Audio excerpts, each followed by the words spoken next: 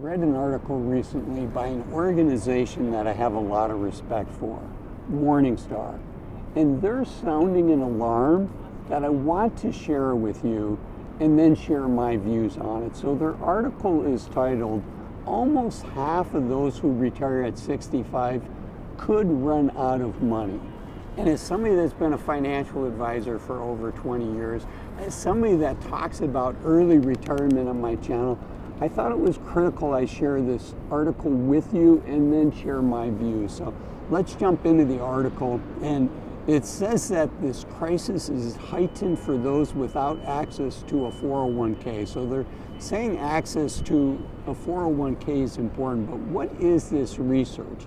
The research is from the Morningstar Center for Retirement and Policy Studies, and it came from using a simulation tool. So this is not actual data, this is a simulation tool that looks at individual characteristics and what their healthcare costs are going to be, what their projected long-term longevity is going to be, to determine the sufficiency of people's retirement income. And then they go on to say that their model, this simulation, paints a clear picture participating in an employee-sponsored defined contribution plan, which is a 401k. It's defined contribution because your employer is contributing to it, and it's defined because that's all the money the employer is giving us. They're not giving us a pension. Those are called defined benefit plans.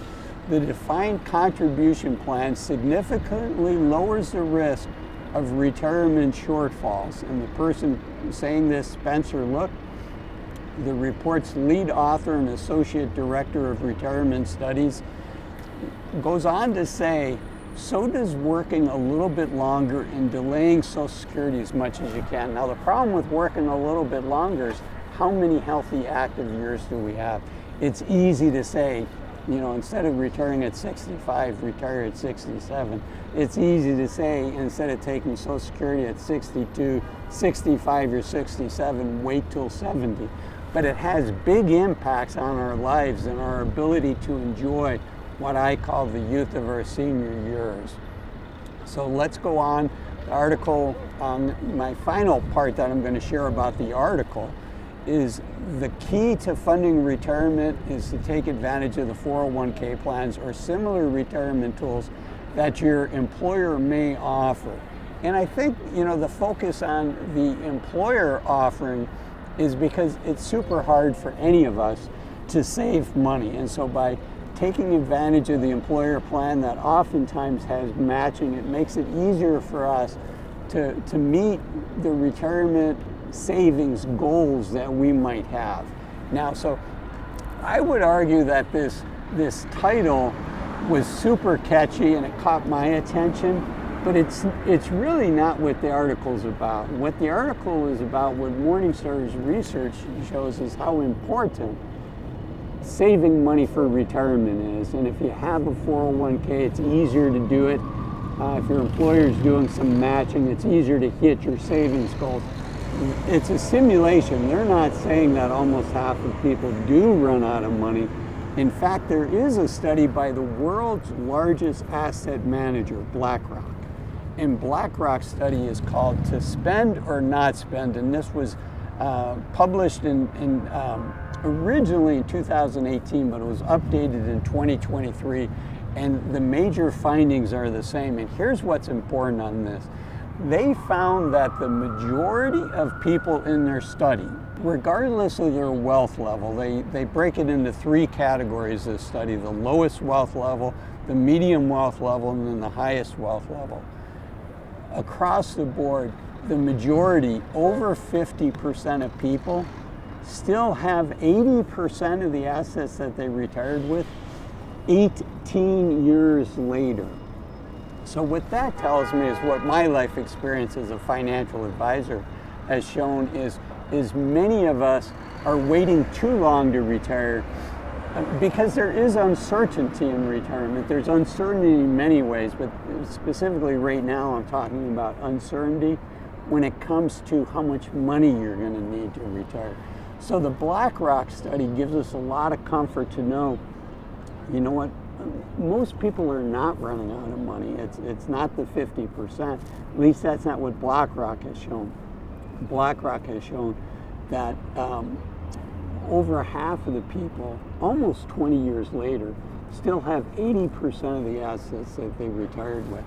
There's another source that I want to share with you, and that is it's an op-ed piece in the Wall Street Journals by Andrew Biggs.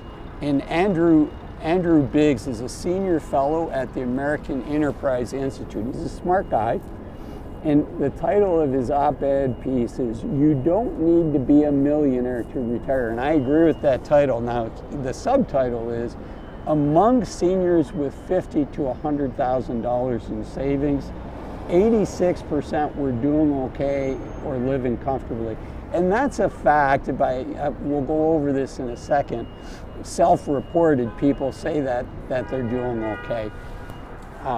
But I do think that retiring with $50,000 to $100,000 is awfully thin. I think it comes with a lot of risk, and I think our future self will really thank us if we can save a lot more than that. So let's look at Mr. Biggs' op-ed piece here. He goes on to say, how much does a retiree need to feel financially secure? And the Federal Reserve shares that the median 65 to 74-year-old who reports doing okay or living comfortably had between 50 and 100,000 in savings. So this is a Federal Reserve study. And the median retiree that reported living comfortably had $100,000 to $250,000. And he goes on to say it's impossible to find any evidence that seniors need even a fraction of the $1.46 million in savings needed to feel financially secure. There was a study done by Northwestern Mutual that said that the average American feels they need just under $1.5 million to feel financially secure. So Mr. Briggs' point here is that Americans need less than they think. I agree with that point, but I do think, like, the Federal Reserve data shows us that the median net household net worth for people 50 to 64 years old is about $365,000. Now that's net worth. That includes the value of your home, which for many of us is the biggest portion of our net worth. But I do think it would be, I mean, you have what you have, but if you can save up closer to that median or more than that, it gives you more cushion, it gives you more flexibility. And I do like the fact that Mr. Briggs goes on to share his views. So why do seniors report such high level of security? And he talks about Social Security payments being higher now than what they were in the past, and that being helpful in providing a cushion, which is exactly why we have Social Security. We want to have that as a cushion. He says the average couple retiring in 2022 received total annual benefits of nearly $46,000. That seems high to me, but again, Andrew Briggs is a smart guy. I believe these numbers. And he says that's up from around $34,600 in today's dollars from $2,000. And while hardly extravagant, a typical couple can expect an income more than twice the elderly poverty threshold before they have to touch a penny of their savings. So that's good news. Getting back to the Morningstar report, which was startling for me, I wanted to share that with you. Again, we are where we are. We strive to do the best that we can. And if you're wondering what does the average retiree have in income, that's why I made this video up here, the average retiree income in the United States. Thanks for watching this video. I'll see you in that one. Bye-bye.